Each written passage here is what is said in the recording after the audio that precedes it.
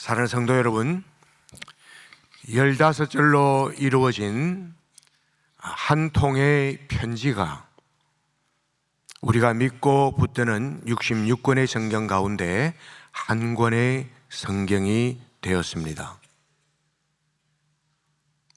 왜 성령 하나님께서 사도 요한을 통해서 한 통의, 오늘 같으면 이메일 한 통, 그것이 한 권의 성경이 되도록, 모든 성경은 하나님 성령의 감동으로 기록되어서 교훈과 책망과 바르게 함과 의로 교육하기에 유익한 하나님의 말씀이 될진데, 이 짧은 한 통의 편지가 우리에게 무슨 교훈을 줄까요?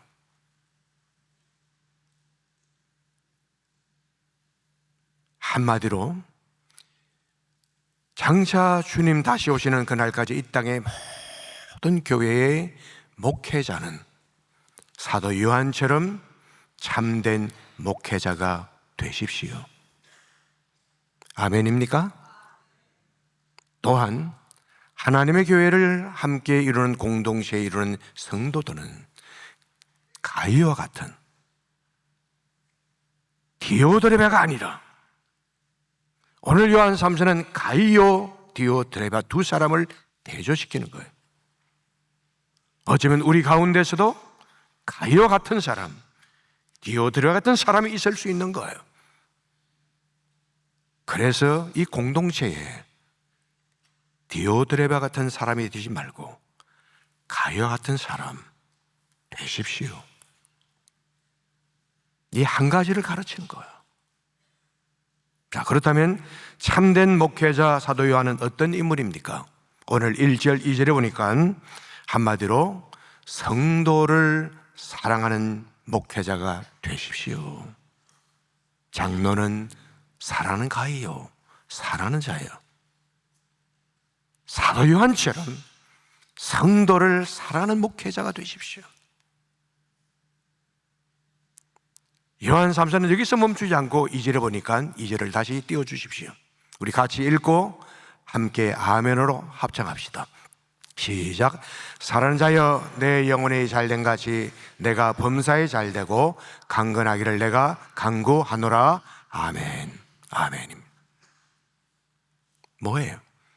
사도 요한은 가이오를 사랑할 뿐 아니라 정말 기도 속에 그를 품고 영혼이 잘되고 범사에 잘되고 강건하기를 내가 간구하는, 축복하는 목회자가 되십시오. 사람이 모일 때 이런저런 사람, 금강산 1만 2천 봉이 있듯이 같을 수는 없단 말이에요. 그러나 성도들을 사랑하고 축복하는 목회자가 되십시오. 나아가서는 3, 4절에 보십시오. 형제들이 와서 내게 있는 진리를 증언하되 내가 진리 안에서 행한다 하니 내가 심히 기뻐하노라. 4절에 내가 내 자녀들이 진리 안에서 행한다함을 듣는 것보다 더 기쁜 일이 없도다. 목회자도 사람에게 까닭에 이런저런 취미와 오락이 필요할지라도요, 그러나 목회자의 가장 큰 기쁨은 땅에 있는 존귀한 성도인, 성도들을 섬기는 그 기쁨, 그 감사, 그 감격, 이런 목회자가 되십시오. 제가 우리 신학도들에게 이 본문을 가지고 때를 따라 한번 설교할 때는요, 바로 이걸 가지고 1시간, 2시간 강의하는 거예요. 단순히 신학교에서 지식을 배우는 그런 목회자가 아니라 앞으로 목회 현장에 나가서 성도를 사랑하고 축복하고, 때로는 힘들지만 그것을 자신을 부정하고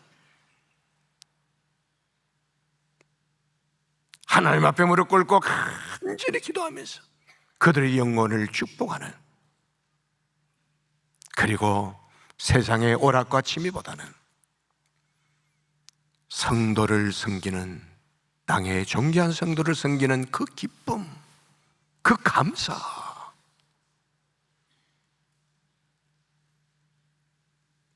여기서 우리가 중요한 교훈을 얻어야 됩니다.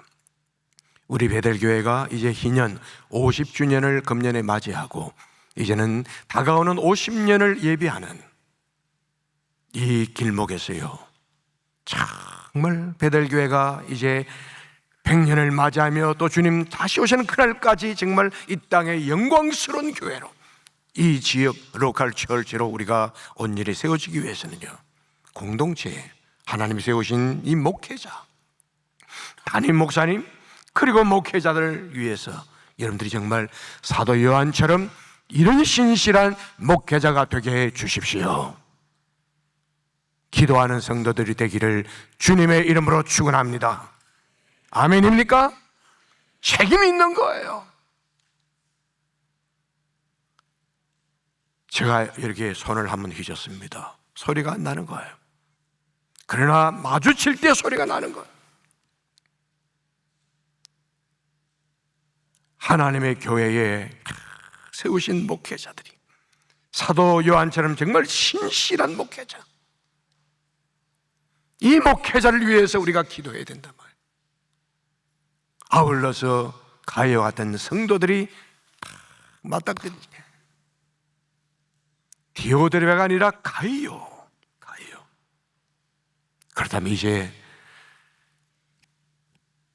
참된 성도 가이오는 어떤 인물이었습니까? 오늘 요한 3서는 우리에게 단 한 가지를 분명히 가르치는 거예요.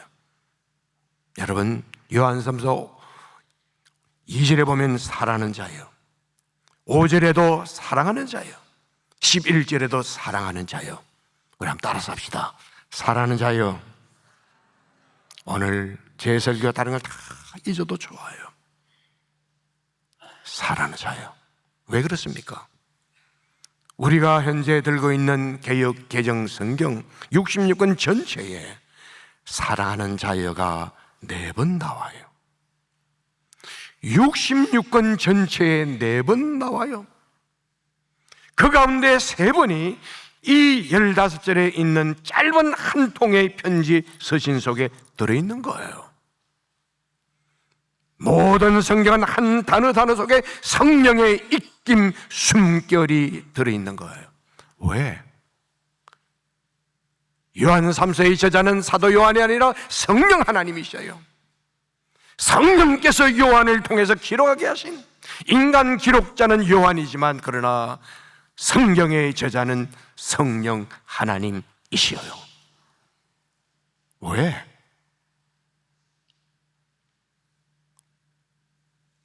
사도 요한과 더불어 함께 동력하는 이 귀한 성도 가운데 다른 성도들이여, 주님의 몸된 교회 성도들은 가이오처럼 하나님으로부터 목회자를 통하여, 잘 들으셔야 됩니다. 오늘 요한 3서는 하나님께서 사도 요한을 통해서 우리에게 말씀합니다.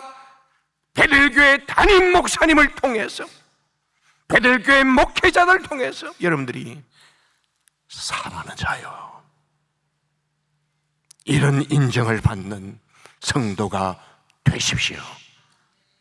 이거 하나만 붙잡으면 되는 거예요.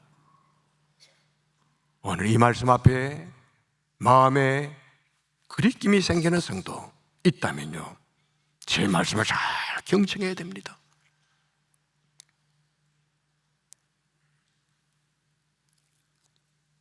가요는 어떤 인물이었기에 이런 칭찬을 받는 성도가 되었을까? 3, 4절에 오늘 우리가 봤던 대로요, 진리 안에서 행하는 사람이었습니다. 딴 거 없어요. 진리 안에서 행했다. 그럼 진리가 무엇입니까?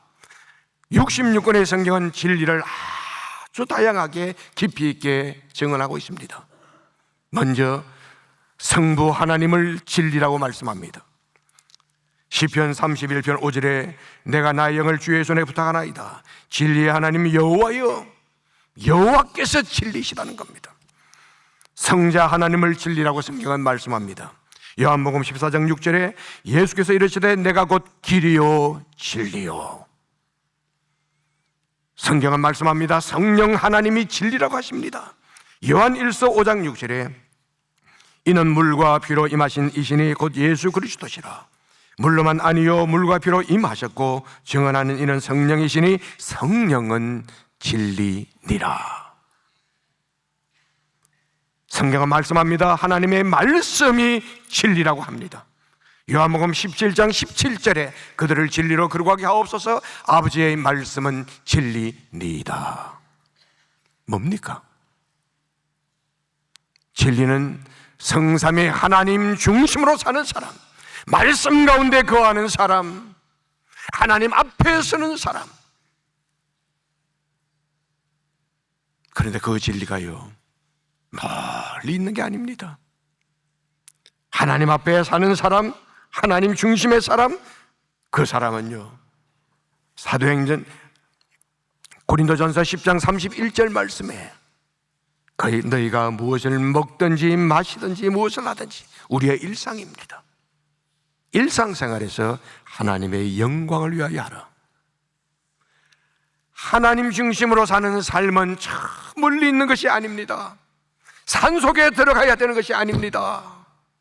내 일상생활에서 내가 매일 맞닥뜨리는 먹고 자고 쉬고 일하는 모든 삶 속에서 하나님의 영광을 드러내는, 그게 하나님 중심의 삶이요 진리 가운데 행하는 삶이라는 거예요. 이런 진리에 대해서 여러분 구약 39권의 성경은 진리를 여러 단어로 표현합니다. 그 가운데 한 단어가 에메트라는 단어가 있습니다. 히브리어입니다. 히브리어는 항상 이 단어의 어근이 세 자음으로 되어 있습니다. 에메트, 자음 세가 붙고 그 다음 변형하는 거예요. 이 에메트는 세 단어를 가지고 오는데 첫 자를 따옵니다. 여기 에는 엘로힘, 다들 들어보셨죠? 하나님. 메는 멜렉, 왕입니다. 즉 하나님은 왕이십니다. 그 다음에 에메트는 타미드, forever, 영원히. 그러므로 진리라는 것은 무엇이냐? 하나님께서 우리의 왕으로서 영원히 통치하시는 분이십니다. 그는 변하지 않는 영원하신 하나님이십니다. 그 하나님을 붙들고 사는 그 삶이 바로 진리 안에 거하는 삶이라는 거예요. 여러분, 우리의 모습이 어떻습니까? 요람에서 무덤까지 걸어가는 우리의 삶 속에 우리의 모습도 다 변합니다. 우리의 인간관계도 때를 따라 변할 수밖에 없습니다. 이게 인간입니다. 그렇게 믿었던 동력자들이, 동업자들이 변하기도 하고 자녀들이 변하기도 합니다. 그래서 속을 태우는 거예요. 그러나 하나님은 영원토록 변치 아니하시는 분이십니다. 그게 진리라는 거예요. 그 하나님을 바라보는 그 신앙, 그 하나님 속에 거하는 그 삶, 그게 진리라는 거예요. 저는 이 말씀을 묵상하면서요, 이 찬송이 가슴속에 탁 다가오더라고요. 들어보십시오. 세상 지나고 변할지라도 영원하신 주 예수 뭐 합시다? 찬양합니다.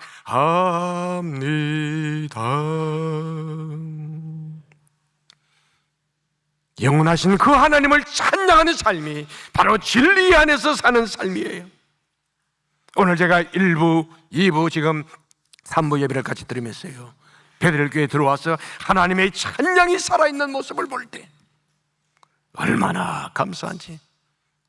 이런 삶이 진리 안에서 거하는 성도의 삶인 줄 다시 한번 깨닫는 은혜가 있기를 바랍니다.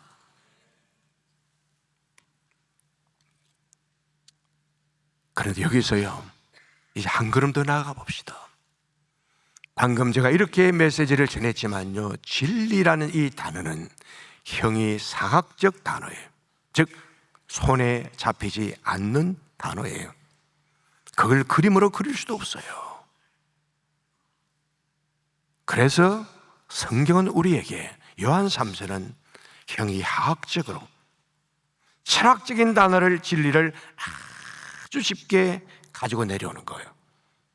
가룟유다가 진리 안에서 행했다. 그럼 어떻게 살았느냐 할 때 5절, 6절, 7절, 8절에 보니까요, 복음 전도자들을 위해서 그가 가진 물질을 가지고 대접했다는 거예요. 그의 대조되는 디오드레베는 교회 앞에 인정받기는 원했지만 자신의 것이 아까웠어. 자기도 대접하지 않을 뿐더러 대접하는 사람들을 막 힐난하는, 책망하는.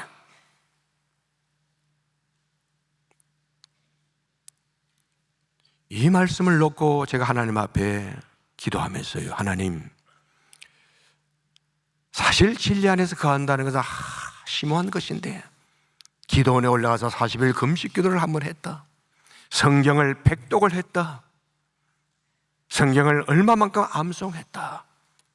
그렇다면 얼마나 그 신령한 세계로 올라갈 것인가. 그런데 그런 내용은 없고요,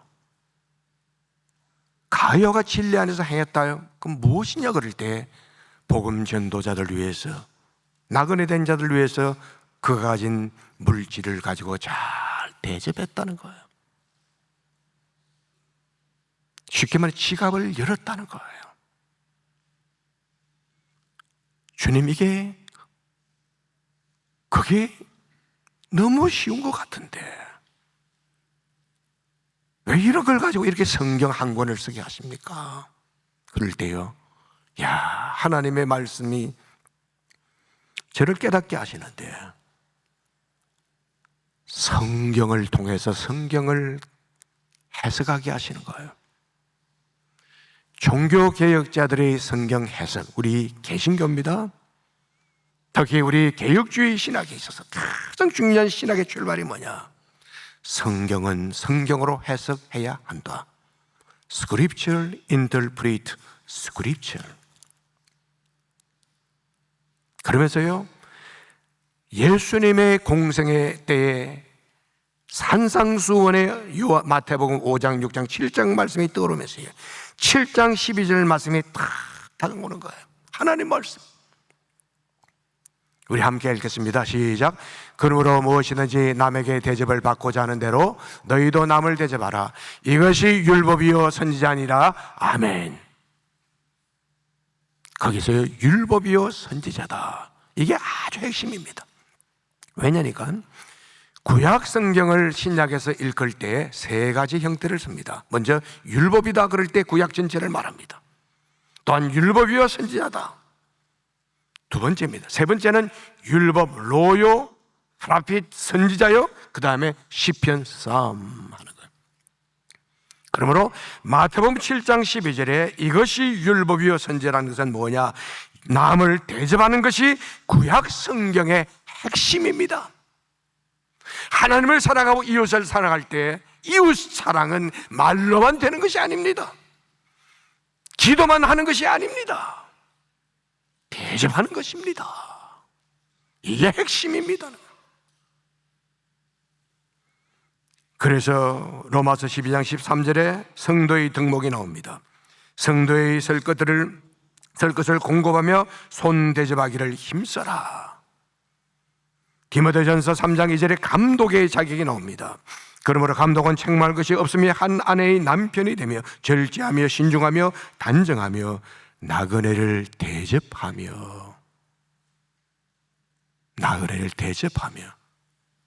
가르치는 것으로 하지 말라는 거예요. 대접하며. 더 쉽게 말하면 여러분이 담임 목사님이 찾아오시는 선교사님들, 복음 전도자들, 필요한 일들을 잘 대접할 수 있도록 배려해야 된다는 거예요. 감독의 자격이에요. 또한 디모데전서 5장 10절에는 참된 과부의 자격이 나옵니다. 선한 행실의 증거가 있어 혹은 자녀를 양육하며 혹은 나그네를 대접하며. 참된 과부, 위도, 나그네를 대접하고. 제가 이 말씀을 보면서요, 부족한 저희 가정에 하나님께서 은혜를 많이 베푸셨어요. 영육간에 말할 수 없는 은혜 허락해 주셨어요. 1905년에 우리 외할아버지가 17살 때 예수님을 영접한 이후에 믿음의 가문으로 많은 복을 주셨어요. 그 가운데 우리 어머니 39의 과부가 되셨어요. 말할 수 없는 어려운 환경에 처했지만 우리 어머니의 신앙 가운데 가장 뛰어난 것이요, 나그네를 대접하는 거예요. 복음 전도자를 대접하는 거예요. 그러시다가 한 끼 점심 식사를 대접하시고 제가 장가를 갔어요. 제 아내가 여기 앉아 있어요. 나그네를 대접하고. 하나님 어떻게 하실지 몰라요. 창세기 18장 1절 이하에 아브라함의 신앙이 나타납니다. 여호와께서 마므레의 상수리 나무들이 있는 곳에서 아브라함에게 나타나시니라. 야, 얼마나 영광스럽습니까? 오늘날에도 여호와께서 우리에게 나타나신다고 한번 해보십시오. 이 우주 만물을 창조하신 하나님께서, 그리고 아브라함을 부르신 하나님께서 아브라함에게 나타나신 거예요. 어떻게? 사람의 모습으로 나타나신 거예요. 2절에 눈을 들어본 적 사람 셋이 맞은편에 서 있는지라. 여기 사람 셋, 두 사람은 천사요, 한 사람은 많은 성경학자는 추정하기를 여호와께서 사람의 모습으로 찾아오신 현현하셨다. 이것은 장차 성자 하나님이 사람의 몸을 입고 이 땅에 오실 임마누엘의 이제 예표적 사건이다. 이 세 사람에게 아브라함은 극진히 대접했습니다. 히브리서 13장 1절 이하는 이렇게 말씀합니다. 형제 사랑하기를 계속하고 손님 대접하기를 잊지 말라. 손님 대접하기를 잊지 말라. 부지중의 천사들을 대접한 이들이 있었느니라. 이야, 이건 아브라함에게만 주어진 말씀이 아니에요. 천사들 대접한 이들이 있었느니라. 우리들에게도 이런 역사가 나타나는 거예요. 3절에 너희도 함께 갇힌 것같이 갇힌 자를 생각하고 너희 몸을 가졌은즉 학대받는 자를 생각하라. 성경은 대접을 이야기할 때요, 어렵고 가난하고 눌린 자들을 다 많이 말씀하는 거예요. 그래서 여러분, 장차 주님 재림하시는 그날의 백보자 심판대 앞에서 우리가 설 때 우리에게 주어질 영광스러운 축복 가운데 한 말씀이 뭔지 아십니까? 마태복음 25장 35절에 보면은 내가 줄일 때 너희가 먹을 것을 주었고 목마를 때 마시게 하였고 나그네 되었을 때 영접하였고 헐벗었을 때 옷을 입혔고 병들었을 때 돌보았고 옥에 갇혔을 때 와서 보았느니라. 주님께서 그것을 받으셨다는 거예요. 더욱 놀라운 것은요, 복음을 위해 나그네 되었던 일행을 강권하여 대접함으로써 루디아의 집이 사도 바울의 유럽에 세워진 최초의 교회인 빌립보 교회가 됩니다. 사도행전 16장 14절을 보십시오. 도아디아시에 있는 사색 옷감 장소로서 하나님을 섬기는 루디아라는 한 여자가 말을 듣고 있을 때 주께서 그 마음을 열어 바울의 말을 따르게 하신지라. 그와 그 집이 다 세례를 받고 청하여 이르되 만일 나를 주 믿는 자로 알거든 내 집에 들어와 유하라고 강권하여. 여기 성경에 강권했다. 뭡니까? 사도 바울 일행이 한 차례 두 차례 아마 사형했을지 모릅니다. 폐를 끼치지 않기 위해서. 그러나 강권하여, 간청하여. 천국은 침노하는 자들이 차지하는 거예요. 강권하여 저녁 식사를 대접하고 잠자리를 제공하고 아침 식사를 제공하면서 그 집이 자연스럽게 유럽의 최초의 교회인 빌립보 교회가 되었다는 거예요. 그 이름 루디아, 리디아. 오늘 아기도 태어났더라고요. 리디아. 얼마나 영광스럽습니까? 하나님이 이처럼 영광스러운 교회를 공부 많이 한 사람을 통해서 세우지 않았어요. 힘센 장수를 통해서 세우지 않았어요. 권력가를 통해서 세우지 않았어요. 어떤 사람 잘 대접했던 루디아를 통해서요. 이게 하나님 나라예요. 여기서 우리는 중요한 교훈을 몇 가지 받아야 됩니다. 먼저 성도 개개인, 나 자신, 저와 여러분 우리 각자가 어떻게 살아야 될 것인가. 물질을 사랑하는 사람이 아니라 물질을 선용하는 선한 청지기가 되어야 됩니다. 그래야 이렇게 살 수 있는 거예요. 디모데전서 6장 10절은 말씀합니다. 돈을 사랑하며 일만 악의 뿌리가 되나니 이것을 탐내는 자들은 미혹을 받아 믿음에서 떠나 많은 근심으로서 자기를 찔렀도다. 17절입니다. 내가 이 세대에서 부한 자들을 명하여 마음을 높이지 말고 정함이 없는 재물에 소망을 두지 말고. 오늘 어쩌면 우리 가운데 이런 사람이 있을 수 있어요. 얼바인이라는 이 지역은 더 그럴 수 있어요. 자신이 가진 이 물질 부한 마음을 높일 수가 있어요. 이게 인간의 본심이에요. 그러나 성경은 말씀합니다.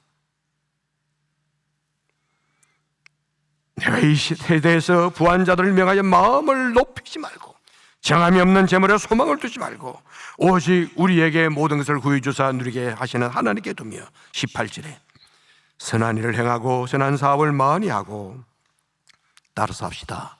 나누어 주기를 좋아하며 다시 나누어 주기를 좋아하며 아멘입니까? 아멘이에요.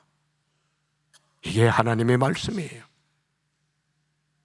이렇게 해야 대접할 수 있는 사람이 되는 거예요. 너그러운 자가 되게 하라. 이것이 얼마나 중요한지 아십니까? 단순히 대접하는 것을 끝나지 않습니다. 놀라운 것은 19절에 이것이 장래에 자기를 위하여 좋은 틀을 쌓아 참된 생명을 취하는 것이라. 영원한 생명을 취하는 것이라. 우리는 예수 믿고 구원받았으니 되었습니다. 아니요. 정말 그 믿음이 참된 믿음입니까? 영생을 향한 믿음입니까? 행함이 없는 믿음은 내가 아무리 주는 그리스도시다 고백하고 찬양한다 할지라도 행함이 없는 믿음은 죽은 것이니라. 영혼이 없는 몸이 죽은 사람인 것 같이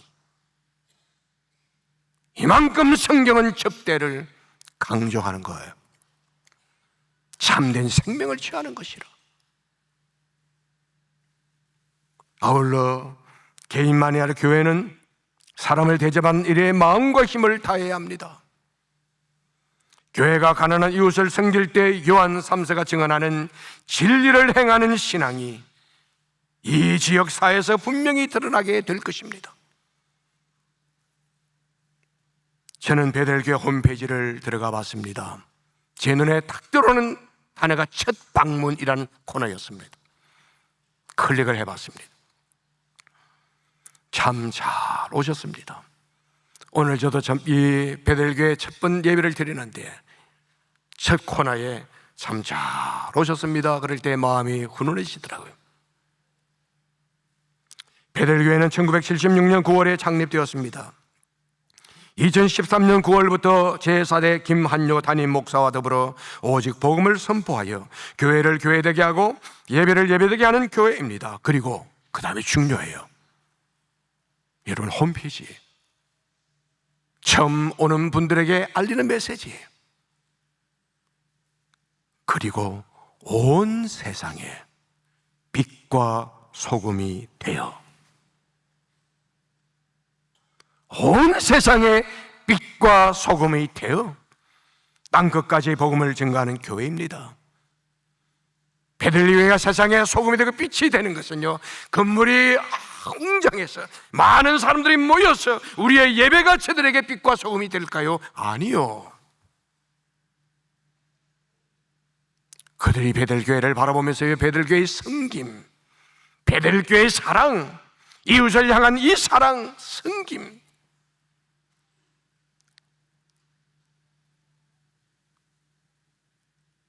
믿지 않는 자들에게 너희 착한 행실을 통해서 하나님께 영광을 돌리게 하라. 마태복음 5장 16절 말씀처럼.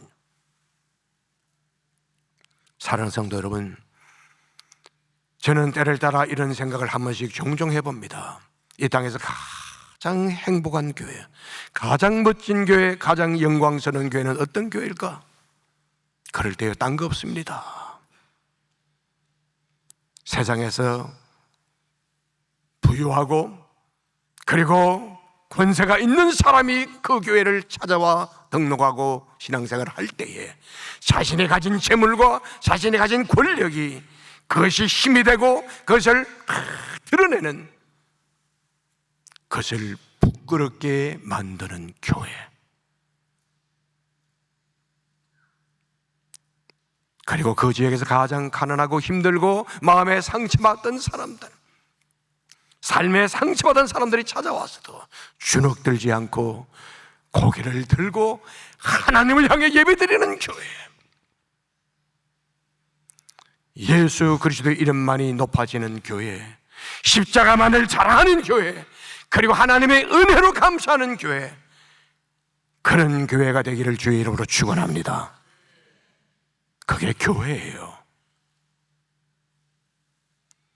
마지막으로 오늘 본문이 가르치는 가장 중요한 교훈은요, 복음을 위해 수고하는 주의 종들을 가룟가 사도 요한을 섬겼듯이 몸과 마음과 성품을 당해서 주의 종들을 사랑하고 존경하고 그리고 힘을 다해 최선을 다해 대접하는 교회가 되십시오. 그럴 때 맞닥뜨리는 거예요. 이제 말씀을 맺고자 합니다. 우리의 신앙의 목표는 단순히 교회에 오래 다니는 데 있지 않습니다. 일평생 하나님 앞에서 그리고 담임 목사님을 비롯한 목회자들로부터 가룟처럼 사랑하는 자여, 따라서 합시다. 사랑하는 자여, 이런 칭찬을 하나님께로부터 받는 우리 모든 성도들이 되기를 주님의 이름으로 축원합니다.